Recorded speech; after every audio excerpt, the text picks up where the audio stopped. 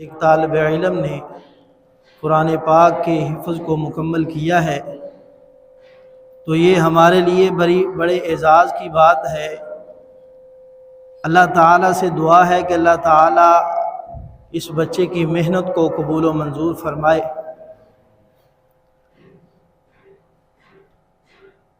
मैं अपने प्रोग्राम का आगाज़ करते हुए तिलावत कुरान के लिए दावत देता हूँ। इसी इदारा के तालिब इल्म हाफ़िज़ हम्माद कैसर को कि वो आएँ तिलावत कुरान सुनाएँ।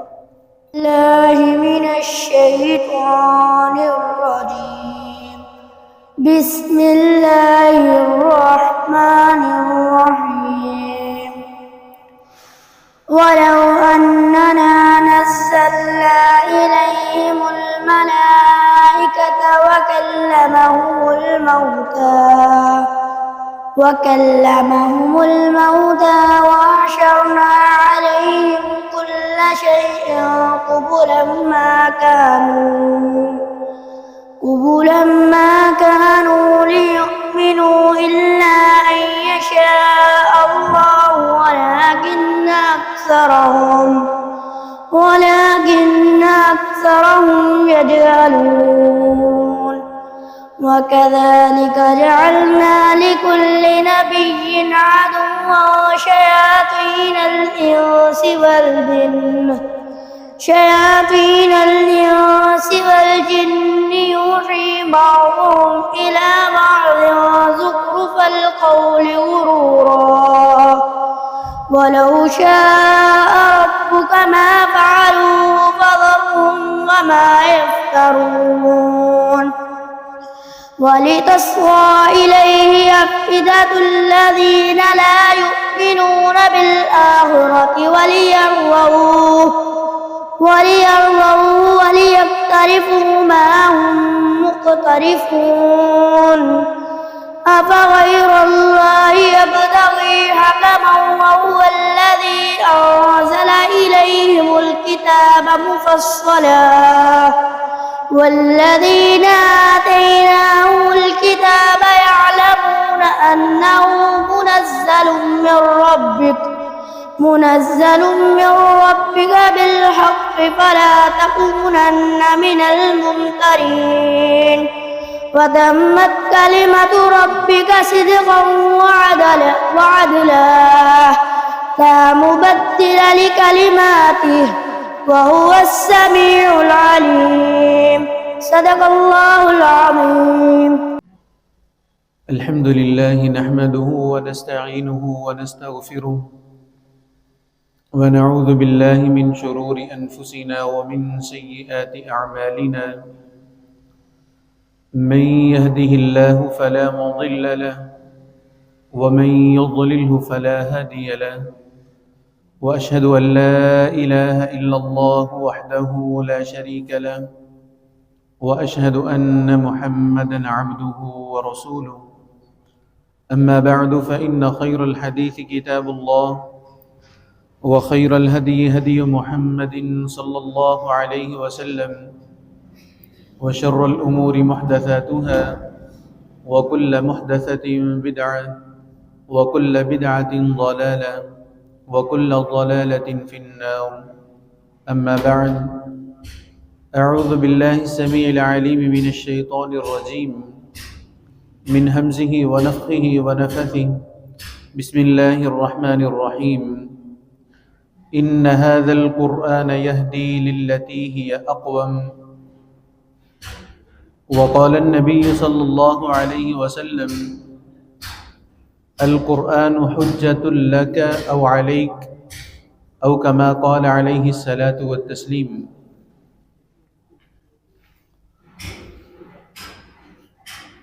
मुअज़्ज़ज़ सामीन किराम, ये बड़ी ही बाबरकत और पुर्रहमत ये मजलिस है जहाँ पे हम बैठे हैं, जहाँ पे हम मौजूद हैं। इस जगह के बारे में और इस मजलिस के बारे में नबी सल्लल्लाहु अलैहि वसल्लम का फरमान है, जो मस्जिद में اس نظریے کے ساتھ جاتا ہے کہ میں نے وہاں پہ قرآن کی کوئی بات سیکھنی ہے یا قرآن کی کوئی بات میں نے سکھانی ہے، تو وہ جتنی دیر یہاں پہ بیٹھتا ہے اتنی دیر بیٹھنے کا اجر اس کو کس انداز میں اللہ سبحانہ و تعالیٰ دیتے ہیں۔ آپ علیہ الصلاۃ والسلام نے فرمایا کہ ایک پورے حج کے اجر کا ثواب جو ہے، پورے حج کے اجر کے برابر اس کو ثواب جو ہے وہ دیا جاتا ہے۔ تو اس اعتبار سے یہ بڑی ہی بابرکت اور پررحمت یہ مجلس ہے، یہ قرآن کی مجلس ہے، اور قرآن کے بارے میں خود قرآن ہی یہ کہتا ہے ان ھذا القرآن یہدی للتی ہی اقوم، یہ قرآن جس راستے کی طرف رہنمائی کرتا ہے وہ راستہ بڑا ہی سچا اور سچا، اور ہر اعتبار سے وہ اقوم ہے، ہر اعتبار سے وہ بڑا ہی سیدھا اور سچا ہے۔ تو نبی صلی اللہ علیہ وسلم نے اس قرآن کے متعلق فرمایا کہ القرآن حجۃ لک او علیک، کہ یہ قرآن یا تو تمہارے حق میں گواہی دے گا یا تمہارے خلاف گواہی دے گا۔ گواہی اس نے دینی ہے، یہ کنفرم ہے۔ اب ہمارے اوپر یہ ذمہ داری عائد ہوتی ہے، یہ ہم پہ ڈیپینڈ کرتا ہے کہ ہم اس کو اپنے حق میں گواہ بنانا چاہتے ہیں یا اس کو اپنے خلاف گواہ بنانا چاہتے ہیں۔ اب یہ دنیا جو ہے یہ دار العمل ہے، جیسا ہم نے یہاں پہ عمل کرنا ہے اس نے ویسا ہی قیامت کے دن ہمارے لیے بولنا ہے یا ہمارے خلاف بولنا ہے۔ ہم جانتے ہیں کہ قرآن کو پڑھنے والوں کی بڑی اہمیت نبی صلی اللہ علیہ وسلم نے بیان فرمائی ہے۔ یہ الگ بات ہے کہ ہم دنیا میں رہنے والے اس کے پڑھنے والوں کی اہمیت کو جانتے ہیں یا نہیں جانتے، اس کی اہمیت کو جانتے ہیں یا نہیں جانتے، اس کی اہمیت کو ہم کیا جانیں گے، اس کی اہمیت یا تو اللہ سبحانہ و تعالی جاننے والے ہیں یا محمد الرسول اللہ صلی اللہ علیہ وسلم جاننے والے ہیں۔ جس نے نازل کیا وہ اس کی اہمیت کو جاننے والے ہیں، اور جس کے اوپر یہ نازل ہوا وہ اس کی اہمیت کو جانتے ہیں۔ اس کی تلاوت کو سننا، اس کو پڑھنا، نبی صلی اللہ علیہ وسلم حضرت ابو موسیٰ اشعری رضی اللہ تعالی عنہ ایک رات قرات کر رہے ہیں اور بڑے خوبصورت انداز میں، بڑی دل لگی کے ساتھ، بڑی محبت کے ساتھ، بڑے شوق کے ساتھ پڑھ رہے ہیں۔ نبی صلی اللہ علیہ وسلم اپنے اس صحابی کی قرات کو سنتے ہیں، اور قرات سننے کے بعد صبح کے ٹائم جب ملاقات ہوئی تو آپ علیہ الصلاۃ والسلام نے فرمایا کہ اے ابو موسیٰ، کاش کہ تم دیکھتے کہ تمہاری قرات کو میں کس لگن کے ساتھ سن رہا تھا۔ تو حضرت ابو موسیٰ اشعری رضی اللہ تعالی عنہ فرماتے ہیں اللہ کے رسول، اگر مجھے پتہ چل جاتا کہ آپ میری قرات کو سن رہے ہیں تو میں اس کو اور محبت کے ساتھ اور خوبصورتی کے ساتھ اس کو پڑھنے کی میں کوشش کرتا۔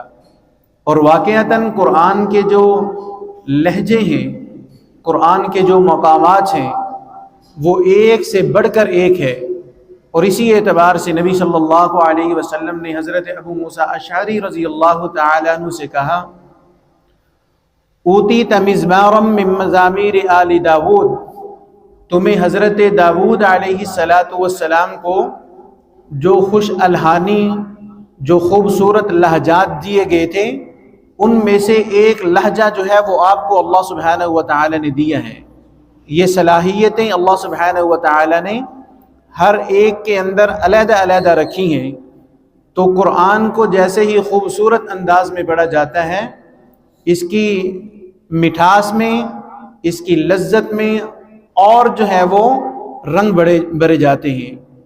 اور ایک حدیث میں آپ علیہ الصلاۃ والسلام فرماتے ہیں کہ جب کوئی انسان نماز کے لیے کھڑا ہوتا ہے اور قرآن کو خوبصورت الفاظ میں، خوبصورت انداز میں، خوبصورت آواز میں پڑھتا ہے تو فرشتے جو ہیں وہ اس کے پیچھے آ کے کھڑے ہو جاتے ہیں، اور یہ قرآن پڑھتا جا رہا ہے اور فرشتے جو ہیں وہ اس کے قریب سے قریب تر ہوتے جا رہے ہیں، اتنے قریب ہو جاتے ہیں حتی یضع فاہ علی فیہ، کہ ایک فرشتہ جو ہے وہ اپنے ہونٹوں کو اس قاری قرآن کے ہونٹوں کے اوپر رکھ دیتا ہے۔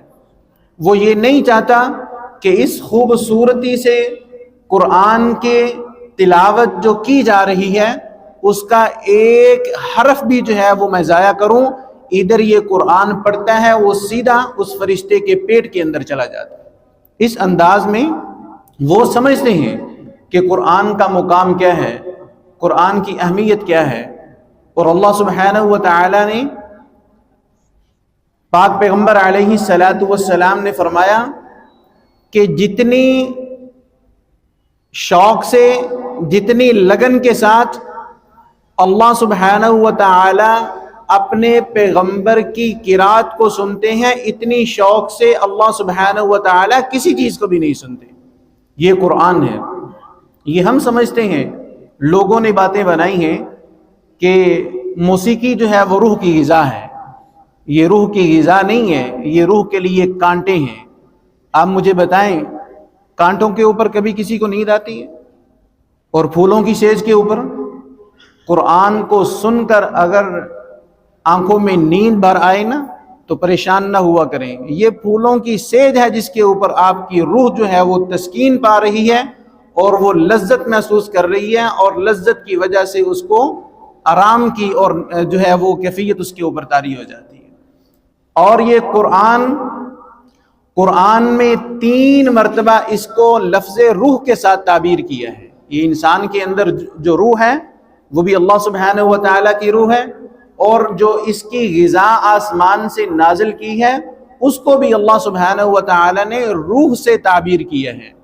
ينزل الملائکۃ بالروح من امرہ علی من یشاء من عبادہ، اللہ سبحانہ و تعالیٰ فرشتوں کے ذریعے اس روح کو اپنے بندوں میں سے جس کے اوپر چاہتا ہے نازل کرتا ہے۔ یلقی الروح من امرہ، دوسرا مقام سورۃ المؤمن، یلقی الروح من امرہ علی من یشاء من عبادہ، اللہ سبحانہ و تعالیٰ اپنی اس روح کو اپنے بندوں میں سے جس پہ چاہتا ہے نازل فرماتے ہیں۔ اور تیسرا مقام وَكَذَلِكَ أَوْحَيْنَا إِلَيْكَ رُوحًا مِّنْ أَمْرِنَا، اللہ سبحانہ و تعالیٰ نے قرآن کو جو ہے وہ لفظ روح سے تعبیر کیا ہے۔ یہ کیسے ممکن ہے کہ اس روح کی غذا جو ہے وہ شیطانی کانٹے ہوں؟ اس کی غذا جو ہے وہ وہی ہو سکتی ہے جو اللہ سبحانہ و تعالیٰ نے اس کے لیے مقرر کی ہے۔ یہ اللہ سبحانہ و تعالیٰ کی پاک کلام ہے، یہ اللہ سبحانہ و تعالیٰ کی رحمتوں بری کتاب اور کلام ہے۔ اور ہم جانتے ہیں کہ یہ قاری قرآن، یہ قرآن کو پڑھنے والے، ان کا کیا اعزاز ہے۔ یہ دنیا میں کوئی ان کو اعزاز دے یا نہ دے، یہ پریشان نہ ہوا کریں۔ اگر قرآن کے پڑھنے والوں کو لوگ نفرت کی نگاہوں سے دیکھتے ہیں تو آپ پریشان نہ ہوا کریں۔ یہ قرآن کے مقام کو نہیں سمجھتے، اس وجہ سے نفرت کی نگاہوں سے دیکھتے ہیں۔ جو قرآن کے مقام کو سمجھتے ہیں وہ اللہ سبحانہ و تعالیٰ ہی قرآن کے مقام کو سمجھتے ہیں، اور قاری قرآن کے مقام کو وہ سمجھتے ہیں۔ اور کل قیامت کا دن ہوگا، نبی صلی اللہ علیہ وسلم نے فرمایا کہ قیامت کا دن جو ہے وہ بڑا سخت دن ہے۔ اس دن یہ سورج جو ہے وہ بالکل قریب آ جائے گا، 2 میل کے فاصلے پہ آئے گا۔ اب صحابی رسول صلی اللہ علیہ وسلم یا راوی جو ہے وہ بیان کرنے والے، وہ کہتے ہیں مجھے نہیں پتا کہ یہ میل جو ہے یہ مسافت والا میل بھی ہوتا ہے، ایک وہ سلائی جس کے ذریعے آنکھوں میں سرما لگایا جاتا ہے، سرمچو، اس کو بھی میل کہتے ہیں۔ اب مجھے نہیں پتا کہ یہ مسافت والا میل نبی صلی اللہ علیہ وسلم نے مراد لی ہے یا وہ سلائی والا میل جو ہے وہ مراد لیا ہے۔ کوئی بھی ہو، جب اتنا قریب آ جائے گا، اب ہم دنیا میں رہتے ہوئے یہ جب سورج ہم سے لاکھوں کروڑوں میل دور ہے، یہ ہمیں دیکھنے میں کتنا لگتا ہے، یہ ایک ٹکیا سی لگتی ہے، بلکہ سائنس جو ہے اس کے ماہر فلکیات نے بتلایا ہے، یہ ہماری جو زمین ہے پوری کی پوری، اس جیسی 13 لاکھ زمینیں ہوں تو وہ سورج کے اندر فٹ آ سکتی ہیں۔ تو آپ اندازہ لگائیں کہ یہ زمین سے سورج جو ہے وہ کتنا بڑا ہے، اور ہمیں اتنی ٹکیا سی نظر آتی ہے۔ یہ اتنی دوری سے اپنی شعاعیں جب ہمارے اوپر پھینکتا ہے تو گرمی کے موسم میں ان شعاؤں کو برداشت کرنا ہمارے لیے کتنا مشکل ہوتا ہے۔ یہ درجہ حرارت جیسے ہی 40-45 پہ جاتا ہے، ڈاکٹرز کے بیانات آنا شروع ہو جاتے ہیں، اپنے لپس کو خشک نہ ہونے دیں، پانی کی بوتل جو ہے وہ اپنے پاس رکھیں، بغیر ضرورت کے باہر نہ جائیں، باہر جانا ہو تو سر کو ڈھانپ کے جائیں، ہیٹ سٹروک کا خطرہ ہے۔ آپ اندازہ لگائیں کہ یہی سورج جب 2 میل کے فاصلے پہ آئے گا تو اس کی شدت اور اس کی حدت کیا ہوگی۔ وہ نبی صلی اللہ علیہ وسلم نے بیان فرمایا کہ لوگ اپنے برے اعمال کی مناسبت سے اپنے ہی پسینے میں جو ہے وہ ڈوب رہے ہوں گے۔ کسی کا پسینہ جو ہے اس کے گھٹنوں تک، ٹخنوں تک ہوگا، کسی کا پسینہ اس کے گھٹنوں تک ہوگا، کسی کا آدھا جسم پسینے کے اندر ہے، کسی کا پسینہ اس کی گردن تک پہنچا ہوا ہے، اور لوگ اس قدر پریشان ہیں، تلاش کر رہے ہیں کوئی ہمیں ایسا انسان مل جائے جو آج کی اس تکلیف سے ہمارا چھٹکارا کروا دے، اس تکلیف سے ہمیں محفوظ کرے، بچا لے۔ لمبی حدیث ہے، اشارتاً بات کرتا چلوں، یہ سارے کے سارے حضرت آدم علیہ السلام کے پاس جائیں گے، کہیں گے کہ ہماری سفارش کریں، وہ انکار کر دیں گے۔ حضرت ابراہیم علیہ السلام، حضرت موسیٰ، حضرت عیسیٰ علیہ السلام کے پاس جائیں گے، وہ سب معذرت کریں گے اور کہیں گے کہ آج کے دن اگر کسی نے سفارش کرنی ہے تو وہ محمد الرسول اللہ صلی اللہ علیہ وسلم نے سفارش کرنی ہے۔ صاحب قرآن نے سفارش کرنی ہے یا قرآن نے سفارش کرنی ہے؟ اور یہ قرآن جو ہے قیامت کے دن اللہ سبحانہ و تعالی اس کو ایک جسم عطا فرمائیں گے، اور یہ اپنے صاحب قرآن، جس نے قرآن کو پڑھا ہے، جس نے قرآن کو سمجھا ہے، جس نے قرآن کو سیکھا ہے، جس نے قرآن کو اپنا امام بنایا ہے، جو اس قرآن کی اتباع کرنے والا ہے، یہ اس کے سامنے جا کے کہے گا مجھے پہچانا؟ نہیں، میں نے تو نہیں پہچانا، میں وہ ہوں جس نے تمہیں رات سونے نہیں دیا، میں وہ ہوں جس نے سارا دن تمہیں بھوکا رکھا، رمضان المبارک کی راتیں اور رمضان المبارک کے دن، رات کو سونے نہیں دیا، دن کو کھانے نہیں دیا، میں ہوں تمہارا ساتھی۔ کہے گا کیا؟ اللہ سبحانہ و تعالی سے فرمائے گا اے اللہ اس کو لباس پہنایا جائے، اس کو تاج پہنایا جائے۔ تو اللہ سبحانہ و تعالی حافظ قرآن کو جب تاج پہنائیں گے، یہ قرآن کہے گا اللہ یہ کافی نہیں ہے، اور بھی کچھ ہونا چاہیے۔ اللہ سبحانہ و تعالی اس کو معزز لباس جو ہے وہ پہنائیں گے۔ اب اندازہ کریں، قیامت کا دن، سورج بالکل قریب، اور انسان جو ہے وہ یحشر الناس یوم القیامت حفاۃ عراۃ، ان کے جسم کے اوپر کوئی لباس نہیں ہے اور ان کے پاؤں میں جوتے نہیں ہیں، لیکن یہ حافظ قرآن کو قرآن سفارش کرنے کے لیے آیا ہے، اور اللہ سبحانہ و تعالی سے فرماتا ہے کہ اے اللہ اس حافظ قرآن کو پہناؤ، اس کو عزت دو۔ جب اس کے سر کے اوپر تاج رکھا جائے گا، اللہ سبحانہ و تعالی سے قرآن فرمائے گا کہ یہ کم ہے، اس کو دوبارہ یہ پوشاک پہنائی جائے گی، اور پھر اللہ سبحانہ و تعالی سے قرآن جو ہے وہ اللہ سبحانہ و تعالی سے کہے گا اللہ اس سے راضی بھی ہو جا، اور اللہ سبحانہ و تعالی اس سے راضی ہو جائیں گے، اور اللہ سبحانہ و تعالی اس سے کہیں گے اقرأ وارتقی، قرآن کو پڑھو۔ اب یہ صاحب قرآن سے کہا جائے گا۔ عام طور پر ہم سمجھتے ہیں کہ یہ صاحب قرآن سے مراد وہ ہے جس نے سارا قرآن جو ہے وہ یاد کیا ہوا ہے۔ ایک لفظ ہم اہل کتاب بولتے ہیں، تو اہل کتاب کس کو کہا جاتا ہے؟ یہودیوں کو اور عیسائیوں کو۔ حالانکہ اہل کتاب تو حضرت موسیٰ اور حضرت عیسیٰ پہ نازل ہوئی ہے، تو ان کو اہل کتاب کیوں کہا جاتا ہے؟ وہ کتاب کو ماننے والے۔ اگر ہم قرآن کو ماننے والے ہیں تو ہم سبھی الحمدللہ صاحب قرآن ہیں۔ تو اس کا مطلب یہ ہے کہ اللہ سبحانہ و تعالیٰ قیامت کے دن صاحب قرآن سے کہے گا قرآن پڑھ، قرآن پڑھتے جا اور جنت کے درجات جو ہے وہ ان کو چڑھتے جا۔ اب وہ جنت کے درجات جو ہے وہ چڑھنا شروع ہو جائے گا۔ اب ایک درجے سے دوسرے درجے کے درمیان کتنا فاصلہ ہے؟ جتنا زمین اور آسمان کے درمیان جو ہے خلا ہے۔ ایک آیت پڑھے گا اور ایک جنت کا درجہ جو ہے وہ بلند ہوتا چلا جائے گا۔ وَارْتَقِ وَرَتِّلْ كَمَا كُنْتَ تُرَتِّلْ فِي الدُّنْيَا، اللہ سبحانہ و تعالیٰ فرمائیں گے جس طرح دنیا میں پڑھا کرتے تھے ویسے ہی قرآن کو پڑھنا ہے۔ اب میں ان بچوں سے ذرا سوال کرنا چاہوں گا کہ جنت میں اونچے سے اونچا درجہ چاہیے یا نیچے سے نیچا درجہ چاہیے؟ جنت میں اونچے سے اونچا درجہ ہمیں چاہیے یا نیچے سے نیچے والا؟ یقیناً ہر انسان جو ہے وہ اونچے سے اونچا درجہ جو ہے وہ پسند کرتا ہے۔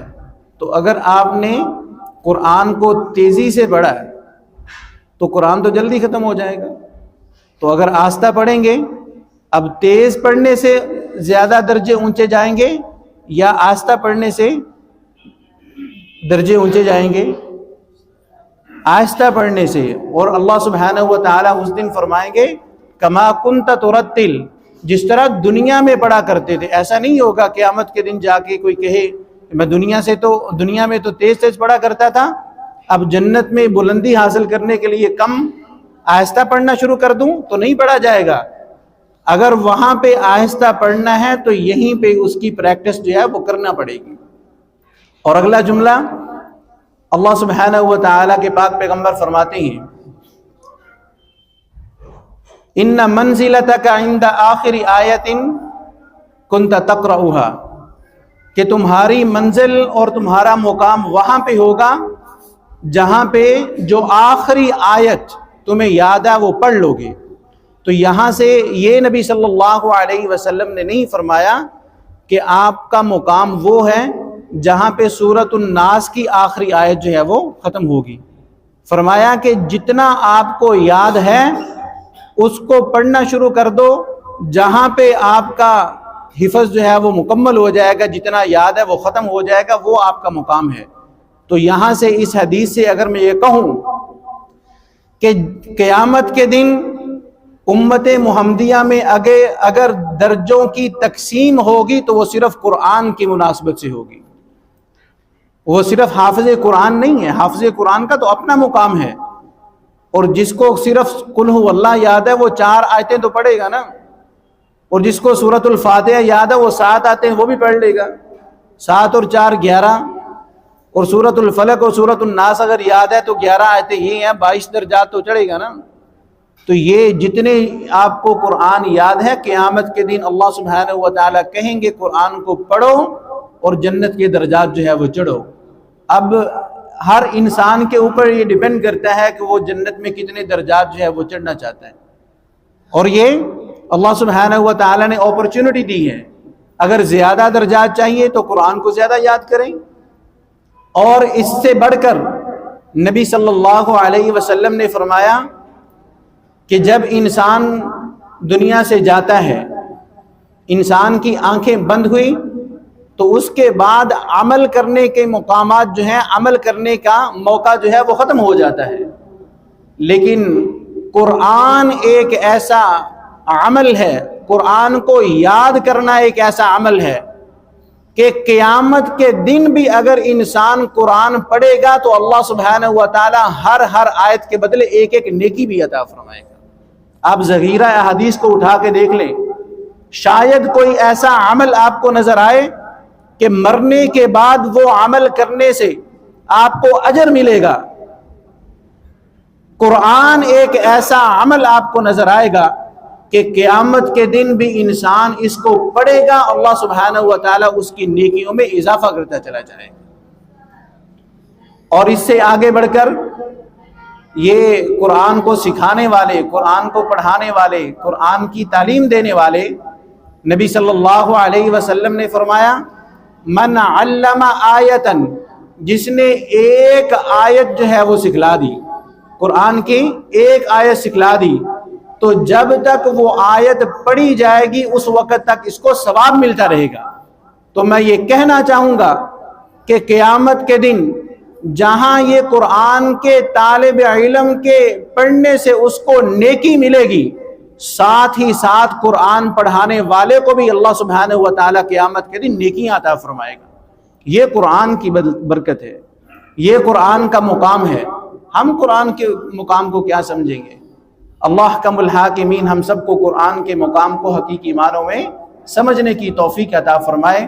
اللہ سبحانہ و تعالی قرآن جو ہے وہ ہمارے لیے آسان بنائے۔ یہ قرآن واقعتاً آسان ہے، ہم نے اس کو جو ہے وہ مشکل سے مشکل ترین بنا دیا ہے۔ حالانکہ اللہ سبحانہ و تعالی نے قرآن میں بیان فرمایا وَلَقَدْ يَسَّرْنَا الْقُرْآنَ لِلذِّكْرِ فَهَلْ مِن مُدَّكِرٍ، ہم نے اس کو نصیحت کے لیے بڑا آسان بنایا ہے۔ اور یہ قرآن لَقَدْ أَنزَلْنَا إِلَيْكُمْ كِتَابًا فِيهِ ذِكْرُكُمْ، اللہ سبحانہ و تعالیٰ فرماتے ہیں کہ ہم نے یہ قرآن جو نازل کیا ہے اس میں آپ ہی کا تو ذکر ہے، یہ قرآن پڑھنے والے جو ہیں تمہارا ہی ذکر ہے اس میں۔ افلا تعقلون، آپ کو سمجھ نہیں آتی؟ بل اتیناہم بذکرہم، ہم ان کے پاس ان ہی کا ذکر لے کے آئے ہیں۔ بل اتیناہم بذکرہم فہم عن ذکرہم معرضون، یہ کیسے نادان ہے کہ اپنے ہی ذکر سے منہ پھیرے ہوئے۔ ہم نے قرآن کو جو ہے وہ صرف زبان کی حد تک جو ہے وہ رکھا ہوا ہے، وہ بھی وہ لوگ جو مسجد کے ساتھ تعلق رکھنے والے، جو مدارس سے تعلق رکھنے والے، وہ قرآن کو پڑھتے ہیں۔ ہماری اکثریت جو ہے وہ مسجد سے لا تعلق ہے، قرآن سے لا تعلق ہے، اور جن کا تعلق ہے ان کا معاملہ بھی یہ ہے کہ بس یہ عربی کے الفاظ ہیں، ان کو پڑھ لیا بس یہی کافی ہے، اس کا اپنا مقام ہے۔ نبی صلی اللہ علیہ وسلم کی بعثت کے جو مقاصد اللہ سبحانہ و تعالی نے بیان فرمائے ہیں ان میں سے ایک مقصد یہ ہے کہ یتلو علیہم آیاتہ، اللہ سبحانہ و تعالی کی نازل کردہ آیات جو ہیں وہ ان کو پڑھ کر سنائیں۔ اتلو ما اوحی الیک من الکتاب، تلاوت اس کا ایک اپنا مقام ہے۔ اللہ سبحانہ و تعالی ایک ایک حرف کے بدلے 10 نیکیاں جو ہے وہ عطا فرماتے ہیں، لیکن اس کا اصل مقصد جو ہے وہ اس کو سمجھنا ہے، اس کو سمجھنا ہے اور اس کو سمجھ کر اس کے اوپر عمل کرنا ہے، یہ ہے اس کا صحیح اصل مقصد۔ یہ جو ہم سمجھتے ہیں کہ ہم قیامت کے دن ہم نے لا الہ الا اللہ پڑھ لیا اور قیامت کے دن ہمیں محمد الرسول اللہ صلی اللہ علیہ وسلم کی سفارش جو ہے وہ حاصل ہو جائے گی، ایسے لوگوں کو یہ یاد رہنا چاہیے کہ کل قیامت کے دن ہم جس کی سفارش کے، جس کی شفاعت کی امید لگائے بیٹھے ہوں گے، اگر انہوں نے سفارش کرنے کی بجائے ہماری شکایت کر دی تو پھر ہمارا پرسان حال کون ہوگا؟ ابھی میں نے آپ کے سامنے رکھا ہے کہ قیامت کے دن اگر سفارش کسی نے کرنی ہے تو محمد الرسول اللہ صلی اللہ علیہ وسلم نے، لیکن قرآن سے اگر ہم لا تعلق رہے تو یہی پیغمبر جو ہے وہ قیامت کے دن ہماری خلاف شکایت کریں گے۔ وقال الرسول یا رب ان قوم اتخذوا هذا القرآن مہجورا، قیامت کے دن رسول اللہ سبحانہ و تعالی کے بارگاہ میں جا کے یہ استغاثہ کریں گے، شکایت کریں گے کہ اے اللہ میری قوم نے قرآن کو چھوڑ دیا۔ جب رسول اللہ صلی اللہ علیہ وسلم شکایت کریں گے تو ہم نے پھر اپنا استغاثہ کہاں لے کے جانا ہے؟ ہمارا پرسان حال کون ہوگا؟ یہ آج وقت ہے کہ ہم قرآن کو اپنے لیے حجت بنانا چاہتے ہیں یا اپنے خلاف حجت بنانا چاہتے ہیں۔ اس کا حجت بننا یہ کنفرم ہے اگر ہم اس کو اپنا امام بنائیں گے، اگر ہم اس کو اپنا قائد بنائیں گے، اگر ہم اس کی تلاوت کریں گے، اور لفظ تلاوت سے بھی ہم نے صرف غلط مفہوم لیا ہے کہ اس کو پڑھنا ہے، حقیقت میں تلاوت کا مطلب جو ہے پیروی کرنا ہوتا ہے۔ سورۃ الشمس میں کیا ہے؟ والشمس وضحاها والقمر اذا تلاها، سورج کی قسم ہے اور چاند کی جو اس کے پیچھے آتا ہے۔ یہاں پہ طلاق کا مطلب یہ نہیں ہے کہ سورج جو ہے وہ چاند تلاوت کرتا ہے، طلاق کا مطلب پیچھے آنا ہے۔ یتلونہ حق تلاوتی، جو اس کتاب کی اتباع کا حق ادا کرتے ہیں، یہ تلاوت کا جو مفہوم ہم نے سمجھ لیا کہ اس کے الفاظ کو پڑھ لیے تو یہ تلاوت ہے، یہ بھی تلاوت ہے، لیکن حقیقی تلاوت جو ہے وہ اس کی اتباع ہے، اس کے احکامات کو سمجھنا ہے اور سمجھ کر اس کے مطابق عمل کرنا، یہ اس کی حقیقی اتباع ہے، یہ اس کی حقیقی تلاوت ہے۔ اللہ حکم الحاکمین سے دعا ہے کہ اللہ سبحانہ و تعالی ہم نے جو کچھ سنا اور سنایا اس کو سمجھ کر اس کے مطابق ہم سب کو عمل کرنے کی توفیق عطا فرمائے۔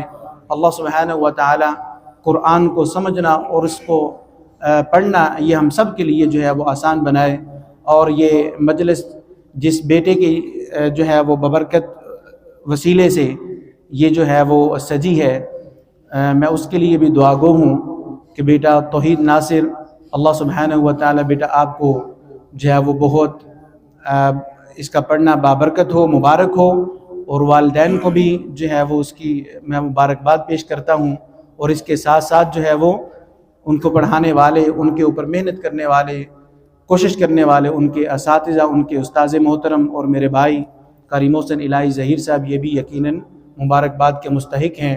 وہ حدیث جو نبی صلی اللہ علیہ وسلم کی ہم سنتے ہیں، خیرکم من تعلم القرآن وعلمہ، تم میں سے سب سے بہتر انسان جو ہے وہ ہے جو قرآن کو پڑھتا ہے، قرآن کو سیکھتا اور سکھاتا ہے۔ یہ سیکھنے اور سکھانے میں ان کے والدین بھی آتے ہیں جو کوشش کرتے ہیں بچوں کو سکھانے کے لیے، ان کے لیے یہ منتظمین بھی اس میں آتے ہیں جنہوں نے یہ اہتمام کیا ہوا ہے، یہ ادارے کا نظام چلایا ہوا ہے، اور اس میں یہ ان کے اساتذہ بھی بیچ میں آ جاتے ہیں، اور پڑھنے والے یہ 4 طرح کے لوگ جو ہیں وہ اس میں آ جاتے ہیں، اور یہ چاروں کے چاروں یقیناً مبارکباد کے مستحق ہیں۔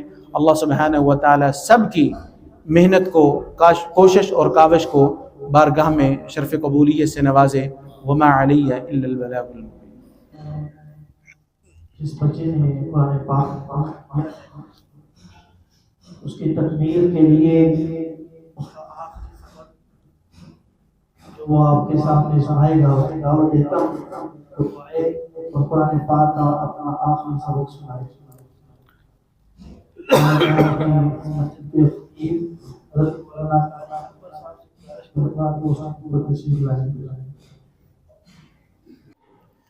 أعوذ بالله من الشيطان الرجيم بسم الله الرحمن الرحيم لله ما في السماوات وما في الأرض وإن تبدوا ما في أنفسكم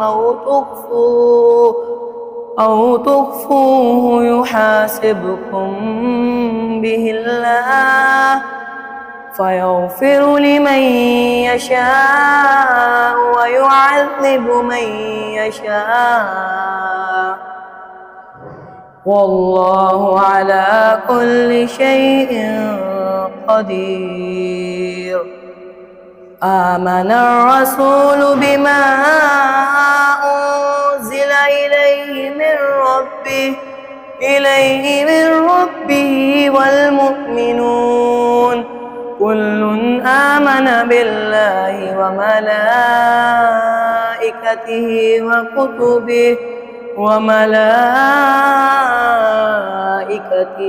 وكتبه ورسله لا نفرق بين أحد من رسله وقالوا سمعنا وأطعنا غفرانك ربنا وإليك المصير لا يكلف الله نفسا إلا وسعها لها ما كسبت وعليها ما اكتسبت ربنا لا تؤاخذنا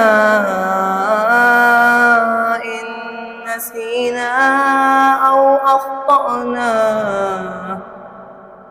ربنا ولا تحمل علينا إصرا كما حملته على الذين من قبلنا ربنا ولا تحملنا تحملنا ما لا طاقة لنا به واعف عنا واغفر لنا وارحمنا أنت مولانا فانصرنا على القوم الكافرين صدق الله العظيم. آخری سبق سنایا ہے. یقیناً یہاں تک پہنچنے کے لیے جو محنتیں، جو کوششیں، جو مشقتیں اٹھانا پڑی ہیں وہ یا طالب علم جانتا ہے یا اس کا والد جانتا ہے. میں آپ کے سامنے بطور مثال کے یہ بات رکھنا چاہتا ہوں کہ میں اس بچے کو نورانی قاعدے سے میں نے شروع کروایا الحمدللہ، اور جس دن پہلے دن اس کے والد محترم نے میرے پاس اس بچے کو بٹھایا، آج تک ایک دن بھی ایسا نہیں آیا کہ وہ خود چھوڑنے نہ آئے ہوں اور خود لینے نہ آئے ہوں. اور دیکھیں یہ کتنی محنت ہے، کتنی محبت ہے. یہی نہیں کہ چھوڑ گئے اور واپس لے گئے، نہیں، ایک بار چھوڑنے آنا ہے، پھر دوپہر کے وقت کھانا دینے آنا ہے تازہ، اس کے بعد پھر لینے آنا ہے. اللہ تعالیٰ ان کے والد محترم کی اس محنت کو قبول فرمائے. یقیناً انہوں نے کمال کر دی ہے کہ اگر بچے کو قرآن یاد کروانا گئے تو پھر ایسا فضول سمجھ کے یاد نہیں کروانا، مدرسے بھیج دیا بس قاری جانے یا بچہ جانے، نہیں، بلکہ ایک ایک لمحہ خبر، ہر وقت یہی لگن ہے کب میرے بیٹے کا مکمل ہو جائے گا، کب میرا بیٹا اس منزل کو کامیابی سے حاصل کر لے گا. تو یہ ہے اصل کامیابی.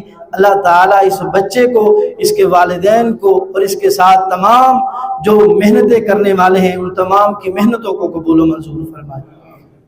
اور یہ ہمارا ادارہ الحمدللہ 2 سال کے اندر الحمدللہ یہ ادارہ یہاں تک آ پہنچا ہے. یہ آپ کی محبتیں، آپ کی دعائیں، انتظامیہ کی محنتوں کا نتیجہ ہے. اللہ تعالیٰ سے دعا ہے کہ اللہ تعالیٰ اس ادارے کو مزید ترقی عطا فرمائے. اور الحمدللہ ہماری انتظامیہ کتنی شوق والی ہے، کتنی ذوق والی ہے. مجھ سے بھائی زاہد ابھی بتا رہے ہیں کہ قاری صاحب آپ اعلان کریں، انشاءاللہ ہم 15 فروری کے قریب ایک اور استاد کا اہتمام کریں گے جو بچوں کو اور آنے والے تمام لوگوں کو مسائل سمجھائے گا، لوگوں کو ترجمہ تفسیر. ویسے تو الحمدللہ پہلے بھی سمجھایا جاتا ہے، وہ کہتے ہیں باقاعدہ طور پر اور لوگوں کے لیے آسانی ہو کہ ایک استاد سے اتنے اسٹوڈنٹ یا اتنا معاملہ کرنا آسان نہیں ہے. اس لیے ایک اور استاد کا اضافہ کیا جائے تاکہ لوگوں کے لیے اور آسانی ہو. یہ ان کی محبت ہے، اللہ تعالیٰ قبول و منظور فرمائے. تو انشاءاللہ الرحمن ہم نے اس ادارے کو حفظ ہی نہیں بلکہ درس نظامی میں بھی لے کے جانا ہے. اور انشاءاللہ جو طالب علم یہاں پر آئے گا انشاءاللہ وہ مکمل عالم دین، حافظ قرآن اور انشاءاللہ امام بن کر جائے گا. انشاءاللہ یہ ہماری سوچ ہے. اور اللہ تعالیٰ سے دعا ہے کہ اللہ تعالیٰ ہمارے اس ادارے کو ایسی ترقی سے نوازے کہ قیامت تک اس پر آنے والے طلباء اس فیض کو حاصل کرتے جائیں اور ہمارے لیے نجات کا ذریعہ بنتا جائے. اس لیے تمام دوست احباب خود بھی اس معاملہ میں شوق کیا کریں. آپ کے بچے ہیں، آپ کے کوئی رشتہ داروں کے بچے ہیں، آپ کے ارد گرد کے احباب کا کوئی آپ کے تعلق والا ہے، آپ کو پتہ ہے اس کا یہاں پر آنا آسان ہے، تو اس کو ترغیب دیں، اس کو بتلائیں بھئی آپ یہاں پہ آئیں اپنے بیٹے کو لے کر. اور سب سے بڑی بات الحمدللہ ہمارے ادارے کا یہ اعزاز کہ جو بچہ یہاں پہ پڑھتا ہے وہ ساری دنیا کے سامنے ہے. جو پڑھتا ہے وہ بھی لوگوں کے سامنے ہے، جو کرتا ہے وہ بھی لوگوں کے سامنے ہے. انشاءاللہ تربیت بھی لوگوں کے سامنے، تعلیم بھی لوگوں کے سامنے. انشاءاللہ اللہ تبارک و تعالی ہماری محنتوں کو قبول و منظور فرمائے. اب میں مختصر دعا کے لیے دعوت دوں گا ہماری مسجد کے خطیب حضرت مولانا قاری اکبر صاحب، وہ آپ کے سامنے دعا فرمائیں اور اللہ تعالی ہماری تمام محنتوں کو قبول و منظور فرمائے. اما بعد فاعوذ باللہ من الشیطان الرجیم بسم اللہ الرحمن الرحیم. خیرکم من تعلم القرآن وعلمہ. آج کے یہ پروقار پرمسرت یہ جو مجلس کا انعقاد کیا گیا ہے وہ حافظ محمد توحید ناصر صاحب، ان کے اللہ رب العزت کی پاک کلام کو اپنے سینے میں محفوظ کرنے کی خوشی کے اندر یہ مجلس سجائی گئی ہے۔ اللہ رب العزت سے دعا کرتے ہیں کہ اللہ پاک حافظ صاحب کا یہ جو محنت ہے، کاوش ہے، کوشش ہے، اور اللہ پاک کی پاک کلام کو اپنے سینے کے اندر محفوظ کیا، اللہ رب العزت خیر و برکت کا باعث بنائے۔ اللہ رب العزت ہمارے لیے اور ان کے والدین کے لیے، حافظ صاحب کے والدین کے لیے اور ان کے عزیز و اقارب جتنے بھی لوگ ان کے حفظ کے اندر معاون ثابت ہیں، اللہ رب العزت سب کے لیے ذریعہ نجات بنائے۔ اور خصوصی اس موقع پر میں اپنی اس مسجد کے انتظامیہ کا بھی شکریہ ادا کروں گا کہ انہوں نے یہ ماحول بنایا اور یہ ایک گلدستہ تیار کیا اور ماشاءاللہ یہ ادارہ قائم کیا، اور اس کے اندر یہ جو ہے الحمدللہ قال اللہ قال الرسول کی صدائیں گونجتی ہیں۔ انشاءاللہ اللہ رب العزت ان کے لیے بھی باعث برکت اور باعث اجر و ثواب اور باعث نجات بنائے۔ تو دعا فرمائیں۔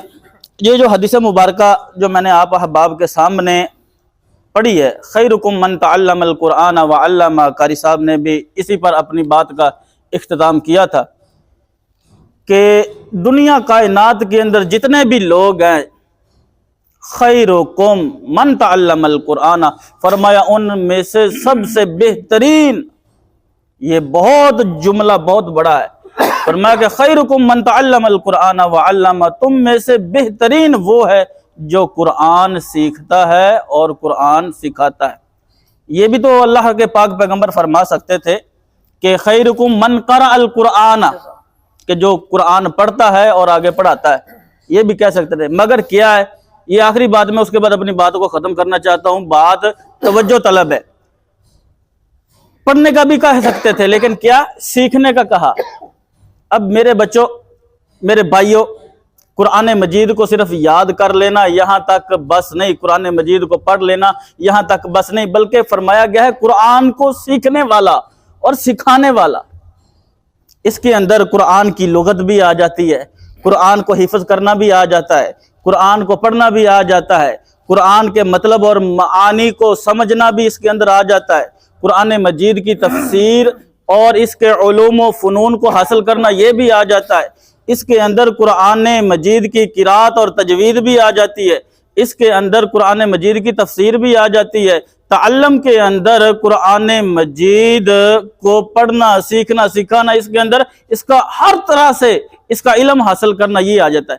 صرف ہم نے یہاں تک کی بس نہیں کرنی، یہاں پر اسٹاپ نہیں کرنا، بلکہ ہم نے تعلیم و تعلم کا یہ جو سلسلہ ہے انشاءاللہ جاری و ساری رکھنا ہے۔ کیوں بھئی، تمام ساتھی قرآن مجید کا علم حاصل کریں گے کہ نہیں کریں گے؟ جتنی حد الامکان کوشش ہو سکتی ہے، آپ احباب نے یہ کوشش کرنی ہے کہ ہم نے قرآن کا علم حاصل کرنا ہے۔ یار یہ انجینئرنگ کرنے والے، یہ پی ایچ ڈی کرنے والے اور اسی طرح ایم بی بی ایس کرنے والے کتنی محنت کرتے ہیں، دن رات ایک کر دیتے ہیں۔ کیا ہم اللہ کی پاک کتاب کے لیے، اللہ کی پاک کلام کے لیے وقت نہیں نکال سکتے؟ دن کے اندر صرف اور صرف 10 منٹ یا 15 منٹ آپ نے 24 گھنٹوں میں سے نکالنے ہیں اللہ کی پاک کتاب کے لیے۔ کیوں بھی سارے وعدہ کرتے ہو، اللہ کے گھر کے اندر بیٹھ کر اللہ سے وعدہ کرتے ہو کہ اللہ ہم تیری کتاب کو 10 منٹ ضرور وقت دیا کریں گے۔ اللہ تیرے گھر کے اندر بیٹھ کر تیرے بندوں نے تجھ سے وعدہ کیا، اللہ ہمیں توفیق عطا فرما۔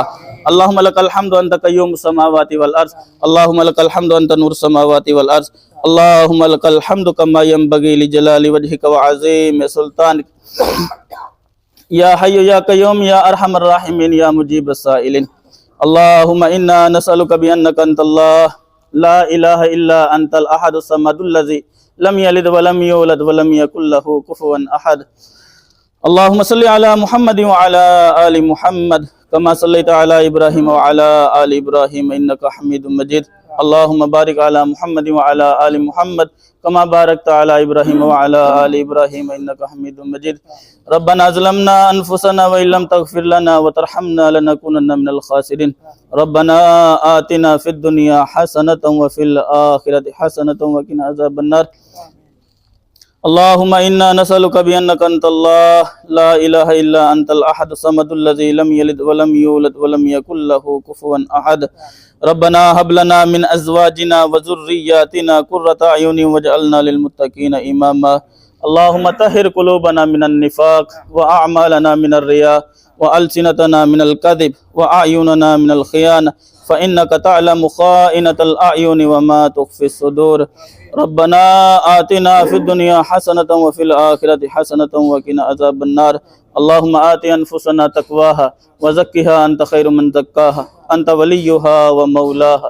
اللهم إنا نعوذ بك من علم لا ينفع ومن قلب لا يخشع ومن نفس لا تشبع ومن دعوة لا يستجاب لها ومن دعوة لا يستجاب لها.